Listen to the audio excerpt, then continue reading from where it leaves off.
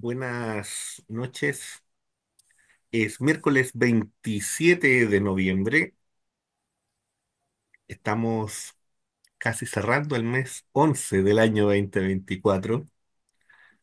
Y fíjate, Juan Andrés, que en este mes estamos cumpliendo 4 años del programa.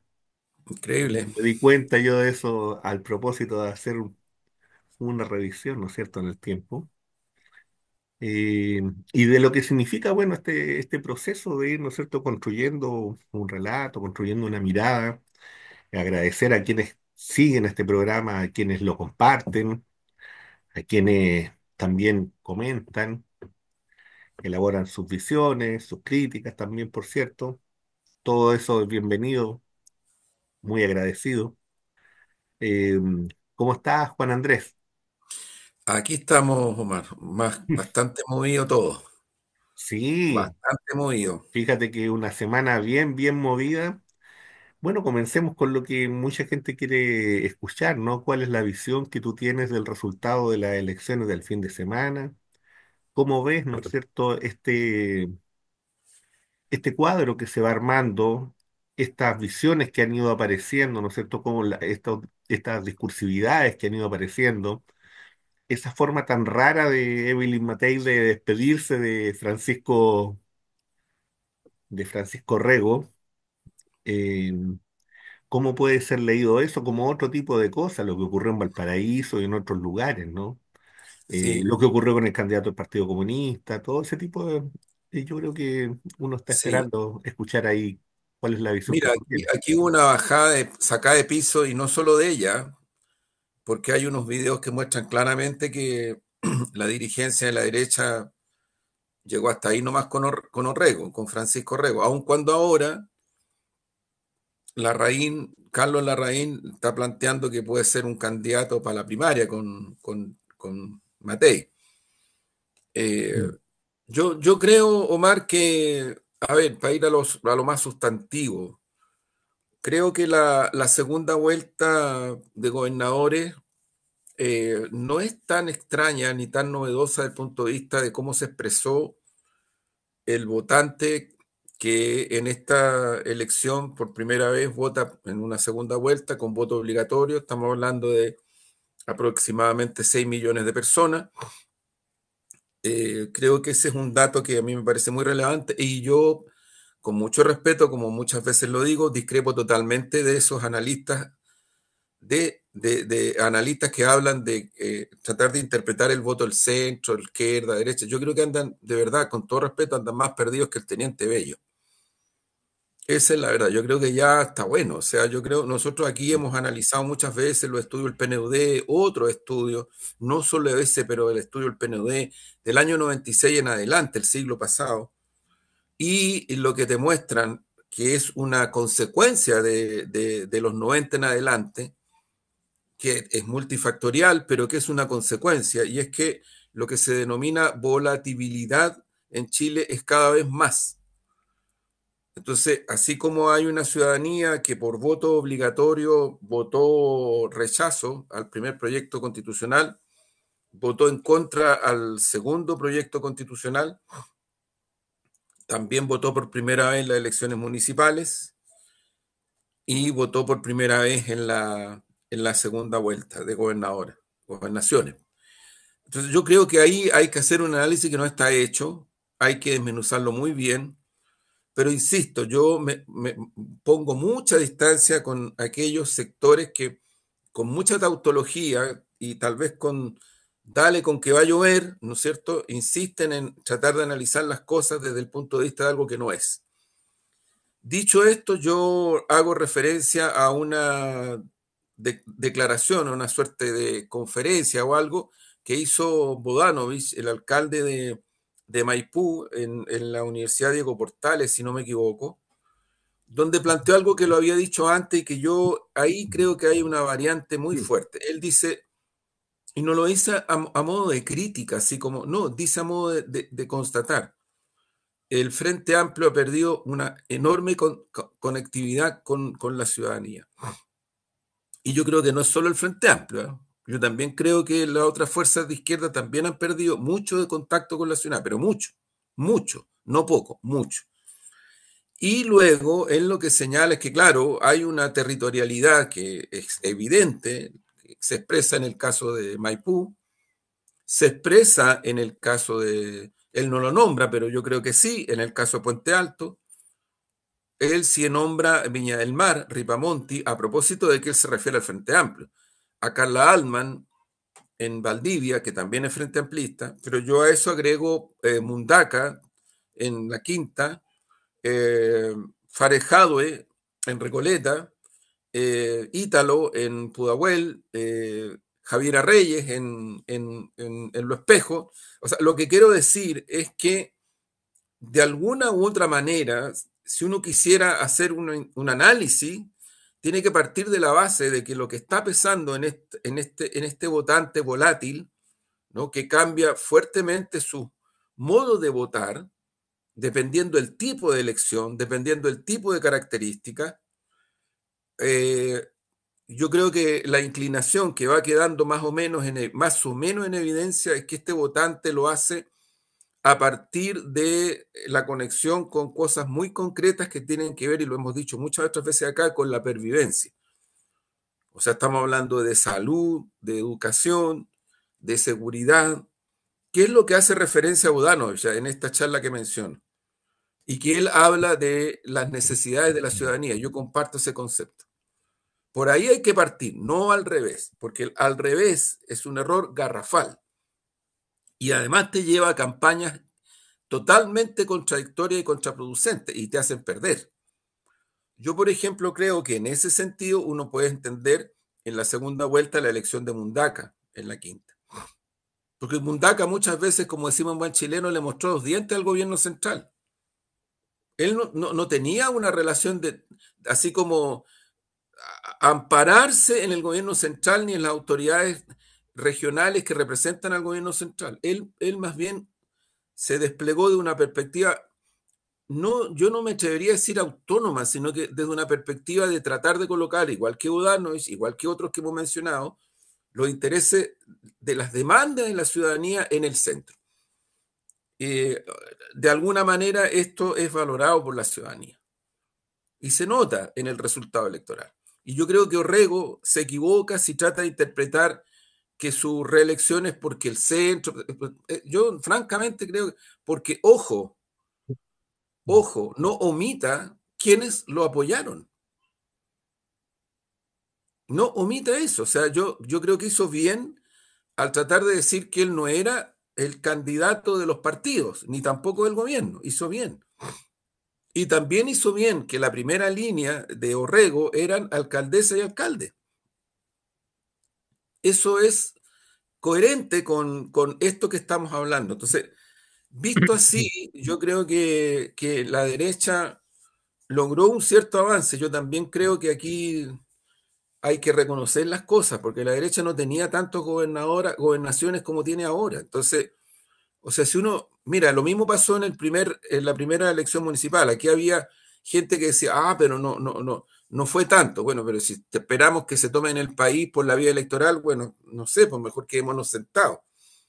No, no, subieron, aumentaron, crecieron. Lo que ocurre es que desde el punto de vista estrictamente electoral, las mediciones, las correlaciones quedan ahí y eso es lo que efectivamente genera una posibilidad de mirar las cosas de otra manera. Pero creo que hasta ahí llegamos. Sacar cuentas alegres, triunfalistas, tautológicas, autorreferentes, me parece que es un error, no solo un error, es una equivocación profunda y es creer, como se ha creído en algunos niveles, que las cosas las estamos haciendo el descueve. Y yo no creo que sea así. Y con esto cierro esta parte, creo que si realmente pretendemos revertir la situación en las elecciones parlamentarias y presidenciales que vienen, primero es necesaria una izquierda con mucho más fuerza, identidad y construcción, vocación de poder, porque tampoco la izquierda no saca nada con ser un grupo chico, pequeño en todos los aspectos y ahí quedarse. No sirve eso. Ser el Pepe Grillo de los procesos históricos tampoco sirve. Tampoco sirve decir, ve que tenía razón cuando tú no tienes ni siquiera una posibilidad cercana a una representación electoral como la que tiene la presidenta de México, que lo ha logrado, el movimiento popular mexicano lo ha logrado, pero con creces. O lo que ha logrado Venezuela, que a algunos no les gusta, pero sí, lo ha logrado. Y lo ha logrado Nicaragua, que a algunos no les gusta, lo ha logrado. Cuba, lo ha logrado. Bolivia, con todo, lo ha logrado. Pero también hay que decir de que por el otro lado tenemos a un loco fascistoide que llegó a Argentina en elecciones y las ganó fuertemente. No es que las ganó apenas, las ganó fuertemente. Yo creo que Brasil es una tensión permanente y también hay que rescatar ahí ese proyecto popular que está en curso. Pero creo, Omar, que de verdad, para mi gusto, es necesario ocultar con mayor profundidad estos resultados electorales cuyos comportamientos, particularmente de este millón, perdón, 6 millones de personas, es un comportamiento que hay que mirar con mucha atención porque van a decidir las elecciones que vienen y van sea, a ser las primeras en que van a votar por candidatas y candidatos al Parlamento y por presidencial. Las primeras. Entonces, hay que mirar con atención. Yo creo que queda un gran desafío.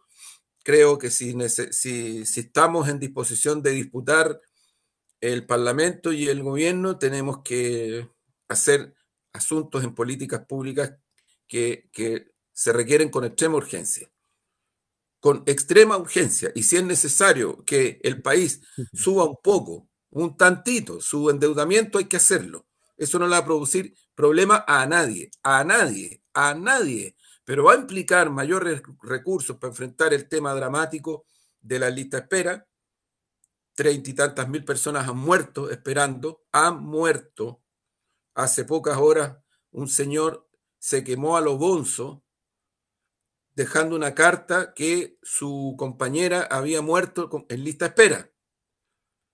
Yo no sé si ya a esta altura, no sé qué puede pasar en Chile para que nos sensibilicemos más de la urgencia de los problemas. No sé. Francamente, ya yo creo que hay ciertos límites y estamos llegando a ciertos límites. La situación de la salud es muy mala.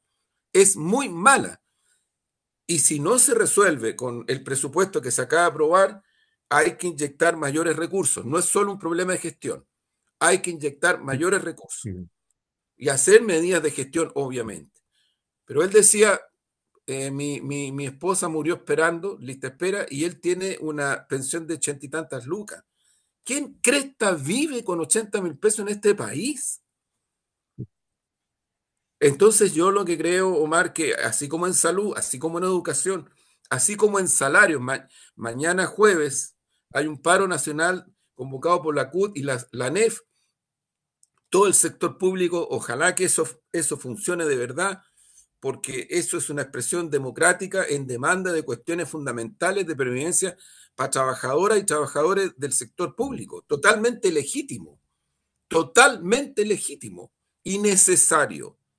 Y necesario, no opcional. En un país con los niveles de desigualdad y fragmentación que tiene Chile, las movilizaciones sociales son necesarias, no son una cuestión de opción, son totalmente necesarias. Yo lamento que en algún momento nosotros mismos, los sectores progresistas o llamados de izquierda, hemos inhibido nuestra capacidad de generar movilización, equivocando realmente el rumbo en el sentido de que estas cosas podrían provocar un problema al gobierno. No, no es así. En democracia jamás eso se puede considerar como un punto de referencia. Jamás. Es un error táctico y estratégico, pero además de lesa democracia. Porque una de las cosas que caracteriza a la democracia es la movilización social. Y la hicimos incluso bajo dictadura. Y la peleamos para que pudiera haber espacios democráticos de movilización de distinto orden. Entonces yo lo que creo que hay que hacer algunas cosas de esa dimensión, Omar. Pienso que el resultado electoral además se da en un contexto en el que estamos, ¿no? O sea, la situación llamada de Manuel Monsalve sí, sigue cursando y yo creo que de verdad, yo creo que se requiere que la centralidad sea la víctima. Eso es la centralidad en todos los planos, no la espectacularización, tampoco el empate. porque Chile está cabreado de estas cuestiones de empate en cosas tan sensibles como esta. En estos días han habido varios femicidios, varios, no uno. Se produjo un femicidio de un tipo que mató a su mujer frente a sus tres hijos, tres. Ese es el país real que somos. O sea, tú, la violencia sobre los cuerpos femeninos, no la vas a parar solo con leyes. Esto es mucho más profundo y viene de muchas décadas. Muchas décadas. Hay que poner una luz roja sobre esto. Y esto de verdad yo creo que es una de las cosas que la izquierda debería tomar la batuta, no solo respecto de cuestiones del punto de vista legal, porque las leyes sirven, qué duda cabe, pero qué duda cabe, pero sin embargo no son la solución a cuestiones socioculturales, valóricas, históricas, como la que tiene Chile respecto del abuso de los cuerpos femeninos e infantiles, donde los grados de mercantilización son brutales. La publicidad está llena de cuerpos infantiles, está llena de cuerpos femeninos, sobre eso hemos retrocedido una enormidad y necesitamos hacer un giro fuerte. En ese contexto se produce la situación de lo que se ha ido construyendo como investigación, como hechos, como antecedentes a propósito de la primera víctima que estamos hablando de la persona que era funcionaria del Ministerio del Interior, frente a una persona que tenía un ejercicio del poder tremendo.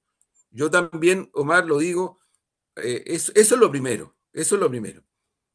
Y lo segundo es que hay que tomar en conciencia de que Manuel Monsalve usó el poder de una manera totalmente antidemocrática y fuera de cualquier valor. Y se puso en una situación a partir de la cual se podría haber generado, yo la otra vez lo dije, no sé si en este programa, ¿qué Sí, pasa si lo secuestran? Si el crimen organizado, algún grupo lo identifica a él y a la niña, o los matan,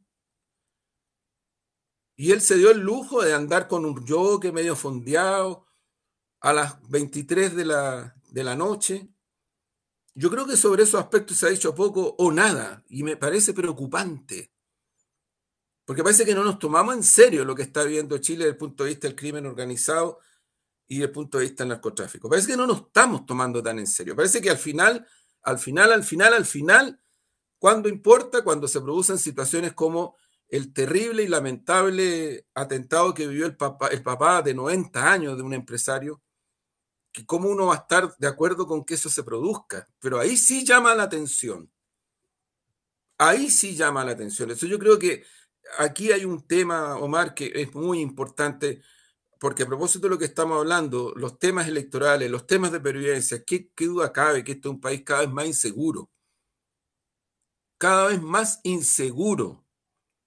Y eso no puede ser. Ya hay que parar de verdad con medidas mucho más radicales, extremas, en fin, con recursos, con muchas cosas.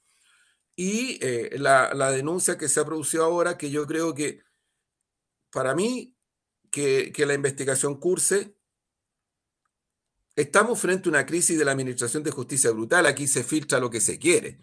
La Fiscalía y el Ministerio Público filtra lo que se quiere. Esto lo vienen haciendo de los 90 en adelante. Han debilitado la Administración de Justicia de una manera tremenda. Y eso es responsabilidad de los dos bloques políticos que administraron este país de los 90 en adelante. Lo digo con nombre y apellido, la concertación y la derecha.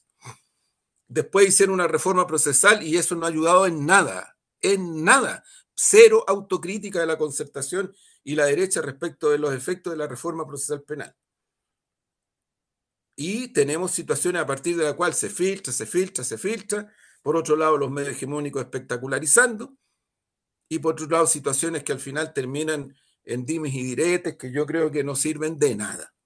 De nada. O sea, aquí hay una denuncia, una persona que hizo una denuncia, ahí está, que la denuncia se investigue, que llegue a buen puerto y ahí se verá, que sea rápida, pero tampoco hay que empezar con los bandazos y con las manadas de lado y lado. No, yo, perdona Omar, pero en estas horas he mirado cosas terribles de lado y lado, ¿eh? Pero de lado y lado. Es una cosa, no sé, yo ahí no creo que lo esté interpretando, pero lo que ha dicho el presidente del Partido Comunista en estos días es muy cierto. O sea, Chile está viviendo una situación de crisis ética muy profunda, que hay que mirarla en esa dimensión. No achicarla, no alivianarla, tampoco sirve mucho solo decir el que tengo al frente, el que está, y porque las cosas lamentablemente en una sociedad como la chilena, más tan fragmentada, eh, tienen las demostraciones que tienen. Una sociedad que está tremendamente afectada y que algunos siguen insistiendo que las polarizaciones. Mira, yo no comparto para nada lo que dijo el presidente cuando terminó la elección de la segunda vuelta. Aquí ganó el diálogo, aquí no están las polarizaciones. Yo entiendo que él se refiere a gente como Rego, al Francisco Rego. Yo lo entiendo. Pero ese no es el problema de Chile. El problema de Chile es la desigualdad, la fragmentación, los problemas de pervivencia, una élite política que, como lo decía el PNUD, y no es una afirmación del PNUD, es de la sociedad chilena, que está distante de los grandes problemas de la sociedad, que se saca en cara unos con otros, dime y direte, y al final avanzamos poco o nada en temas sentidos por la sociedad. Entonces creo que en eso hay que también poner un poco de atención. Estoy tratando de hacer un paneo Sí. sobre el Oye, cuadro. Juan Andrés, en eso que tú estás planteando, ¿no hay también una cuestión de una falta de mirada de país también? Por parte, estoy hablando por parte de la élite, por parte de los sectores políticos, de querer mirar esto, ¿no es cierto?, en el tránsito cortito, de que si resultó, de que si este salió electo o no, y me refiero a eso en el sentido utilitario en el hecho, por ejemplo, cuando la candidata Matei viene y dice, bueno, pero este personaje venía de acá abajo, entonces, ¿cómo le Sí, íbamos a pedir que llegara? Entonces es una cosa muy utilitaria, como también dentro de otros sectores. Por cierto, lo sí, estoy sí, ejemplificando con Matei, pero no es solamente ella, para ser justo, ¿no es cierto? sí, sí. Esto se amplía mucho más. E incluso en personajes que son desechados. También de manera bien brutal, como el caso de Katy Barriga u otros, ¿no? De cómo todo se va, en el fondo todo va entrando en una dimensión de que pareciera ser del comercio de imágenes, del comercio de personas, y de cómo eso se usa para otro tipo de cuestiones y de repente ya no nos sirve y entonces vamos para el lado, vamos para el lado, vamos para el lado. Y eso va generando un cansancio también en la ciudadanía y eso y eso desde un punto de vista también va haciendo, ¿no es cierto?, de que se interprete de manera equivocada esto de venir y decir, oye, mira, aquí hay un voto de centro, aquí hay un voto equilibrado. Yo creo que la gente lo que hizo fue votar sencillamente pensando en quién podía de una u otra manera abordar. Yo creo que en Santiago la gente votó pensando en quién podía abordar los problemas que tenemos hoy y vieron en Claudio Rego un sentido más práctico. Nada más que eso. Pero Mario, pero perdón, Omar, yo te insisto, sí, es totalmente cierto, yo te comparto, Omar, con lo que tú dices, pero ojo, ¿qué es lo que le dio el respaldo a eso? Que vieran a Orrego. Es que en la primera línea estaba Bodanovich, estaba Exactamente, Matías, Puente Alto, estaba Fares, exactamente. estaba Javiera Reyes, estaba Ítalo, Sí, pues, estaba Karina Delfino, estaba la alcaldesa de La Pintana. Esa fue su primera línea, sí, no pues. la élite política. Es un sustento político que en el fondo tiene que ver con respuestas locales, con Exacto. respuestas directas. Cuando va y lo acompañé a votar en Daniel Jadwe, en Sí, su sí, punto de prensa, explicita su respaldo a Mundaca, a Orrego, en fin. O sea, eso fue más que correcto, eso fue lo que le dio a Orrego el voto que tuvo, frente a un candidato que si bien sacó una muy alta votación, no era un candidato creíble para una parte de la ciudadanía que dice, este mm, tipo, no, o sea, un tipo que es agresivo, que es violento, que trató de cambiar la última semana, que es una persona grosera incluso, que trata de humillar a los demás, ¿no? Bueno, tú lo has que visto ahí además, en Sin Filtro, por cierto, varias veces. no, sí, sí, que no hace propuestas tampoco, porque tampoco es que Claudio Orrego hiciera tantas propuestas. Yo creo que hasta por ahí nomás, hasta por ahí nomás. Sin embargo, el otro no hacía ni una. El otro no hacía ni una. El otro lo único que hacía era hablar y seguir con esta cosa agresiva, prepotente, ¿no? Descalificadora. Intentó al final hacer algunas cosas, pero ya era muy, muy encima. Entonces tampoco distinto es el caso de Mundaka, yo lo vuelvo a insistir, muy distinto. Sí, Y también hay que considerar que eso se produjo para el otro lado. La elección de Yacaman en la octava fue una votación inmensa. sí, La votación de Zafirio, si no me equivoco, en la novena.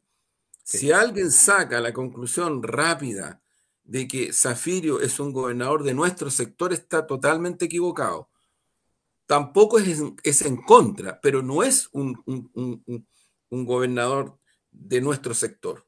De verdad, él es una persona independiente, porque en Chile existen los independientes, le guste a quien le guste, y esto tiene su trayectoria larga, tiene que ver con los procesos que emergieron en Arica, en Iquique, en otras zonas, cuando salían movimientos para tratar de protestar, porque los problemas en las regiones siguen siendo, pero eran en ese momento brutales. Entonces ahí emergió una lógica que tiene que ver con el mundo independiente que sigue existiendo, ¿ah? Ojo, y no es Sí, poco. pues.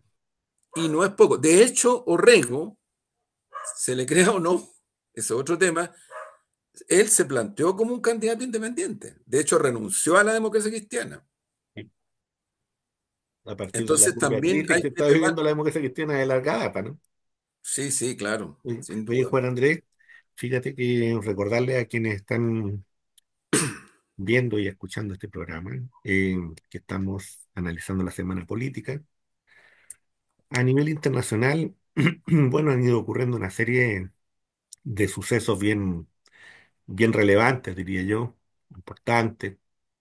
Por cierto, el presidente Biden anuncia, ¿no es cierto?, esta posibilidad de acuerdo por 60 días, en principio, entre el Estado de Israel y Hezbollah, o el Líbano. Es un acuerdo donde participa Estados Unidos, donde participa también, ¿no es cierto?, Francia, y en donde en principio se tenía este espacio para ir en el fondo retrocediendo en ciertos lugares donde tropas israelíes estaban, que no es que sean tantas tampoco, pero rápidamente, ¿no es cierto?, la ciudadanía, bueno, quiso volver a sus terrenos, pues, a su espacio, como es natural por lo demás, ¿no? Es un proceso que también se abre a partir de la fatiga de la guerra del propio Estado de Israel. No es fácil tener balas, tener gente, es un desgaste muy grande en el transcurso del tiempo y pensando que a lo mejor pensaban que iba a ser una campaña más corta, ¿no? Y esto se fue alargando producto de la situación de desgaste. Eso ocurre en el Medio Oriente. Fíjate que en el conflicto ucraniano se ha ido profundizando la situación, ¿no? Ha ido escalando a partir de las propias declaraciones, ¿no es cierto?, por parte de algunos funcionarios norteamericanos, donde ya reconocen abiertamente, ¿no es cierto?, Eh, su participación en el uso, ¿no?, del tipo de material que ellos están aportando, ya en forma directa, ¿no? Lo que es casi una cuasi declaración de guerra, por decirlo de algún modo. Frente a eso se produce, ¿no es cierto?, esta respuesta militar por parte de la Federación Rusa, a partir de este misil de nueva data, ¿cierto?, que en realidad ha provocado una especie de descalabro, reuniones, qué sé yo, ver, ¿no es cierto?, qué posibilidades de respuesta hay. Eh, en principio, se continúa con los Atacam, Luego veremos qué es lo que va a ocurrir, ¿no es cierto? Si va a haber una respuesta en relación con eso o no, o en qué momento, ¿no es cierto?, de este proceso eh, estamos, que pareciera ser que todavía está concentrado en Ucrania, pero que en un momento dado puede saltar a otros lugares. Se habla directamente de Polonia, que eso es lo que dicen una serie de analistas, que podría ser, es un espacio, porque ahí habría, ¿no es cierto?, alguna concentración no solamente de tropas, sino con una concentración misilística por parte de Estados Unidos. Eso es y eso sería ya una segunda fase, ¿no? Todavía no estamos en eso, pero sin embargo hay preocupación internacional, hay una retórica, ¿no es cierto?, de querer en el fondo contarnos una historia, ¿no? Lo que pasa es que hay tropas norcoreanas que nadie las ha visto, por cierto. Hay toda una mensajería, ¿no es cierto?, que está repartida a nivel internacional. En Chile llega igual. Es cosa de ver los medios tradicionales, alguna entrevista a algún analista sueco que cuenta su historia y cuenta su visión, ¿no es cierto?, de este conflicto, en donde al final los malos, muy malos, siempre son los rusos y los buenos, muy buenos, siempre son, ¿no es cierto?, este otro lado de Europa. Juan Andrés. Y la elección en Uruguay, bueno, dejémosla para la próxima semana, porque yo creo que con esos dos temas tenemos como harto que Sí, decirnos. sí, además que ya la hora se nos está yendo. Yo, Sí, yo comparto el análisis, Omar, solo agrego algunas cosas. Primero, en el frente militar estrictamente, en el frente guerra, estrictamente, las fuerzas rusas siguen avanzando. sí. No están retrocediendo ni algo parecido, como en algún momento ocurrió cuando en el invierno se produjo más que retroceso, se produjo una especie de estancamiento. No, ahora Ujú. siguen avanzando. Primer dato. Segundo dato, Rusia sí ya dijo que va a responder Sí. y esa respuesta va a ser proporcional a los ataques que ha recibido, donde ya se explicita claramente la presencia de militares europeos y norteamericanos. Nosotros lo hemos dicho hace un tiempo, ¿ah? Pero ahora ya se explicita claramente de una manera grosera y burda, eh, y de armamento norteamericano y europeo de la OTAN. Yo creo que eso es un antecedente que hay que mirarlo con atención porque ocurre que con esto la OTAN ya dio un paso desde el punto de vista de prolongar la guerra, igual que Estados Unidos. Y me atrevo a decir que en el caso de Estados Unidos, Biden, que es un criminal de guerra, igual que Kamala Harris, son criminales de guerra.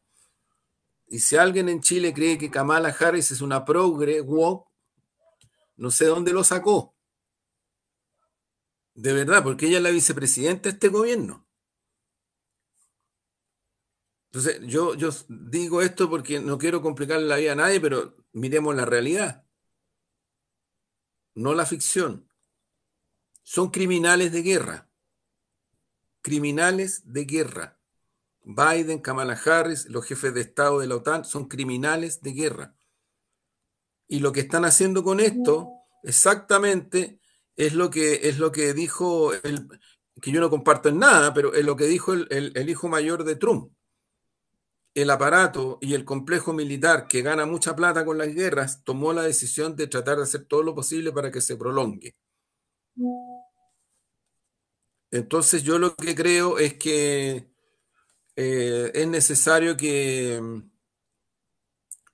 se mire la realidad, ¿no? Primer dato, el punto de referencia es que efectivamente en el frente propiamente de guerra, de confrontación directa, sigue avanzando Rusia, no retrocediendo. En este segundo componente hay una intentona de prolongar, de proyectar la guerra, con todas sus consecuencias, todas, que de verdad son muy complicadas, muy, muy, muy complicadas. Yo creo que vamos a entrar a una etapa de mundialización mayor todavía.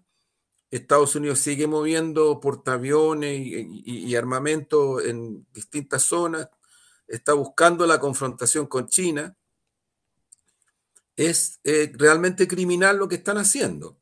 Lo que está haciendo Estados Unidos y la OTAN es criminal. Es un crimen de lesa humanidad para el conjunto del planeta. porque junto con eso está la situación de Cuba y junto con eso está la situación de Venezuela y está en todas las partes del mundo. Lo que ellos usan es el estrangulamiento de los pueblos para poder recuperar o para poder avanzar en una lógica que creen que les va a resolver los problemas que tienen desde el punto de vista económico-financiero, porque el tema de fondo es este. Y ahí bajo a Gaza, que como otras veces lo hemos dicho, Gaza es parte de esta misma situación, no es nueva, no es, no es, Gaza no es un problema religioso, Gaza es un problema que se debe ubicar en este contexto y que han usado y siguen usando el exterminio de un pueblo entero para esto. Y mira, voy a leer, Omar, les voy a leer, amiga, amigo, algo que a mí me dejó impresionadísimo, no me lo esperaba.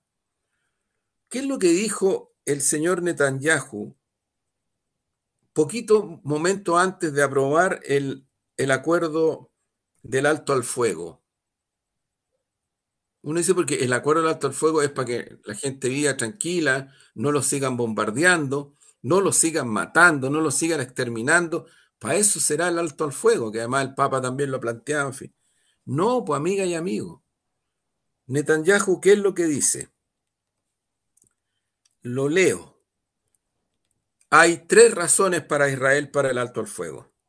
La primera es centrarse en la amenaza iraní. Por eso es el alto al fuego, porque ellos se están reconcentrando del punto de vista de enfrentar lo que ellos denominan la amenaza iraní. O sea, la lógica de la guerra la mantiene Israel a todo dar, pero quiere aprovechar este alto al fuego para rearmar o armar más todavía militarmente y criminalmente su vocación anti-iraní. Irán. La segunda, que las tropas israelíes descansen y se repongan los depósitos de armas. Fíjense, para eso es la tregua, para reponer los depósitos de armas. Y según él, este es un tema que se va a resolver pronto. Y la tercera razón para el alto al fuego que da Netanyahu es desvincular los frentes norte y sur y aislar a Hamas. O sea, ¿usted de esto encuentra algo que tenga que ver con la idea de no seguir matando niñas, niños, seres humanos? No, no están aquí, no están aquí. El problema del alto al fuego no es ese para Israel, para Netanyahu, es este. O sea, sigue en guerra, sigue en guerra. Esa es la lógica criminal que yo creo que tiene Israel, Estados Unidos y también la OTAN. Entonces, yo no sé, este alto al fuego, ojalá que Ojalá que se mantenga por el tiempo que se va a mantener, porque le dan plazo. Pero en la medida en que uno lee a este caballero, este criminal de guerra, Netanyahu, mientras resuelva esto, va a volver, va a volver a la guerra. Y Estados Unidos ha mostrado la misma vocación y la OTAN la misma vocación. Estamos frente a una situación mundial, yo diría, Omar, de las que nunca la humanidad había vivido, ni siquiera en la Segunda Guerra. Ni siquiera en la Segunda Guerra. Sí, sí. Porque hoy día sí estamos en las condiciones de una guerra global. De hecho, el presidente Putin usó ese concepto, Así es. lo usó, ¿no es cierto? Y con eso estaba estableciendo perfectamente de que, por tanto, nosotros lo hemos dicho hace mucho rato, esta guerra no es entre la Federación Rusa y Ucrania, es entre la Federación Rusa, Estados Unidos y su brazo armado, en la OTAN, y sus países, ¿no es cierto?, que funcionan como cola de pescado, que es en este caso, la Unión Europea.